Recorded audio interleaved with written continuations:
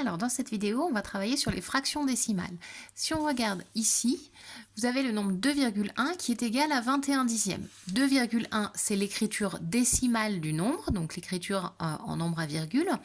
Et 21 dixièmes, c'est l'écriture en fraction décimale. Une fraction décimale, c'est une fraction dont le dénominateur en bas va être 10, 100, 1000, 10 000, etc., etc.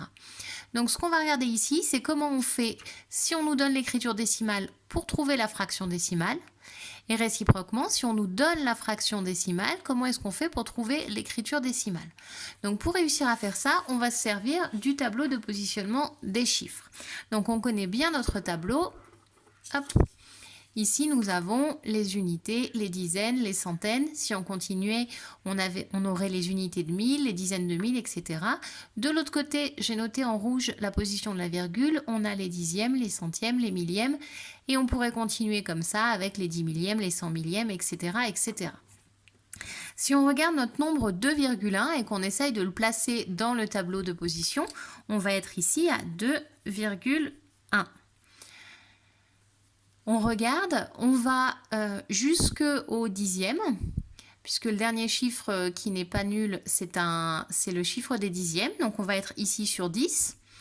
Et si on regarde tout notre nombre jusqu'au bout, en haut on a 21, on ne s'occupe plus de la virgule, donc on a 21 dixièmes et on va obtenir ici notre écriture en fraction décimale 21 dixièmes. Si par exemple on prend un autre nombre, on va essayer de le refaire sur un autre exemple. Si on prend le nombre 3,46 et qu'on cherche combien est-ce que ça fait en écriture en fraction décimale, on va pouvoir placer notre nombre dans le tableau. 3,46, je le mets comme ça. La virgule, je ne l'écris pas. La virgule, c'est ma colonne rouge. Je vais la mettre en pointillé, regardez. Si on regarde, on va jusqu'au chiffre des centièmes. Et des centièmes, on en a combien? On en a 346 des centièmes. Donc ici, je vais écrire 346 centièmes. Donc si on a besoin de transformer un nombre en écriture en fraction décimale, on peut utiliser le tableau. On va pouvoir réussir à le faire aussi sans le tableau, en le faisant dans notre tête. Si par exemple je prends le nombre 8,07 et que je veux l'écrire en fraction décimale, on voit ici qu'on va à deux chiffres après la virgule. Deux chiffres après la virgule, on est donc en centièmes. Et on observe, on remarque qu'on a deux chiffres après la virgule, ça correspond aux deux zéros qui sont là.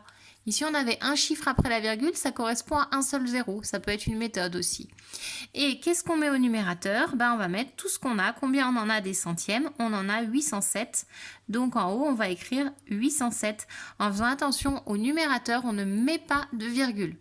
La virgule, elle est dans l'écriture décimale, elle n'est pas dans la fraction. Dans la fraction, il n'y a pas de virgule. Si maintenant on voulait faire l'exercice en sens inverse, si on nous donne une fraction décimale, 341 dixièmes, et qu'on nous demande combien est-ce que ça fait en écriture décimale. Eh bien, on va regarder ici qu'on est dans les dixièmes. Donc ça veut dire qu'on va avoir un seul chiffre après la virgule. Je prends mon nombre 341 et il va falloir que je lui mette une virgule ici pour avoir un seul chiffre après la virgule pour que ça nous fasse le chiffre 1 qui est le chiffre des dixièmes. Le dernier chiffre quand on va jusqu'au bout, c'est le chiffre des dixièmes, donc on est bien en dixièmes.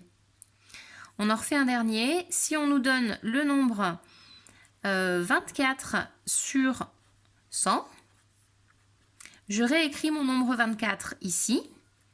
Je vais être sur 100, donc je veux que mon dernier chiffre, donc le 4 ici, soit le chiffre des centièmes. Donc il va donc falloir que je mette ma virgule comme ça. On a bien le 4 qui est les centièmes, ce qui va faire qu'on a besoin de rajouter un 0.